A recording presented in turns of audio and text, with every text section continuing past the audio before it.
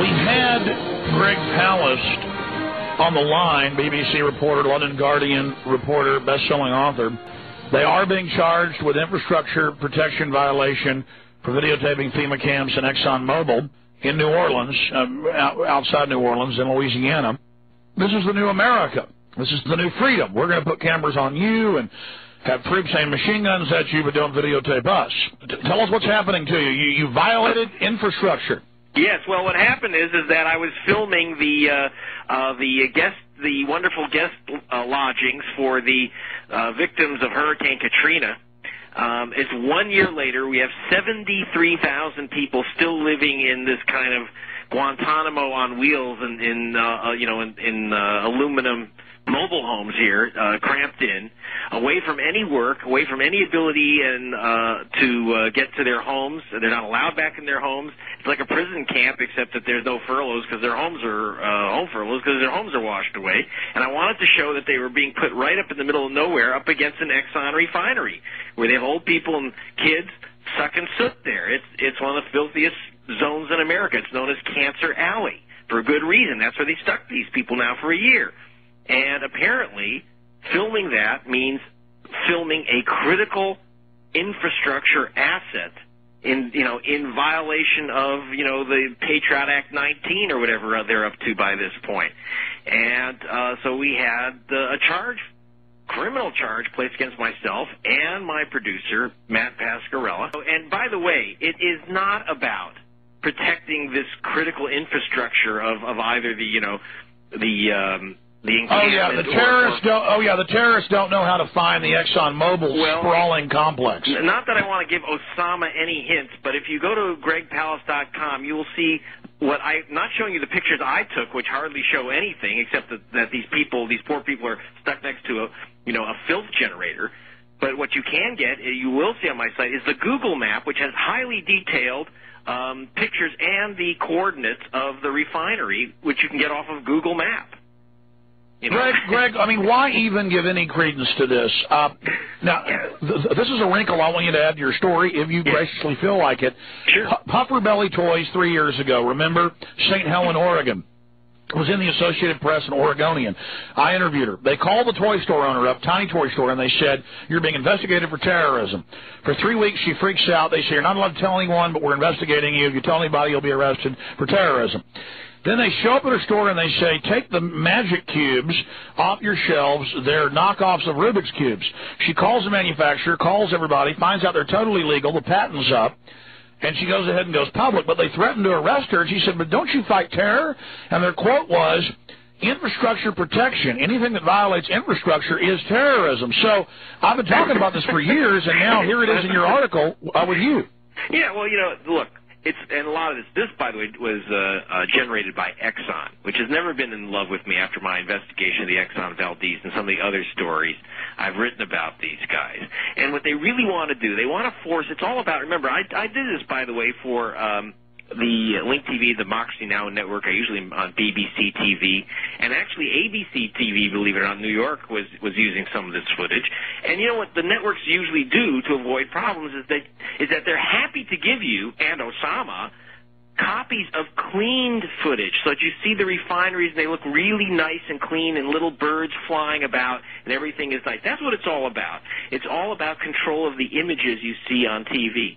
So if we wanted to use stock footage, they would show us anything we want. But if we wanted to show real footage, suddenly, we're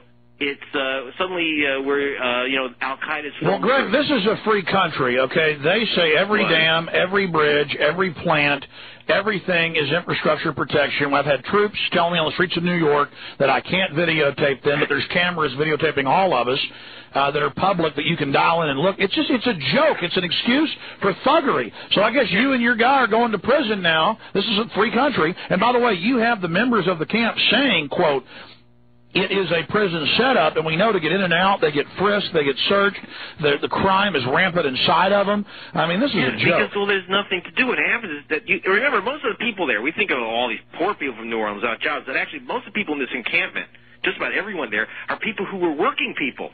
But their homes are washed away, their jobs are washed away, and there's no way for them to even get back to the city They're locked out of the city. They're told they can't move back into their houses because they're supposedly dangerous. They're basically turning into like this, real estate speculator's dream, New Orleans right now, to this kind of tourist boutique, the Six Flags over Louisiana.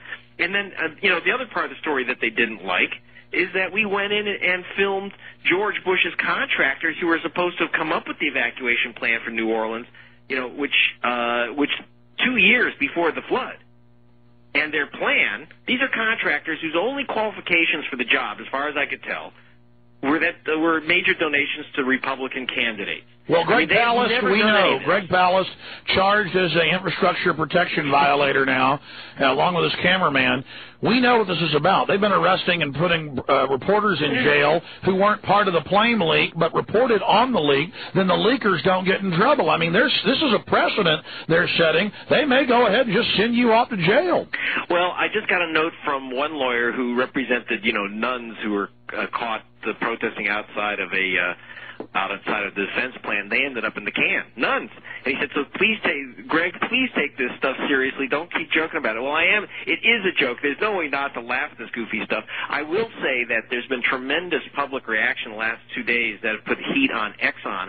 Well, I want people to know, though, that folks, we're going into Nazi Germany. They are arresting Christians for praying on the street corners. They are arresting nuns for being outside public defense plants, off major highways. They are trying to arrest Greg Palast and his cameraman right now. This is not a joke. Well, it's not it is a kind of joke. It's just a very sick, weird joke. I mean, what the hell? I look great in orange anyway, so But, I mean, the way I look at it is that I will say that now Exxon is getting nervous, trying to pull back, but they put the kind of suppression machinery into motion. Whether they can call the dogs in and then call them off is not so clear to me. They're very nervous now because obviously they're getting some very bad publicity, and part of that is that I know that, and I'm lucky in one way.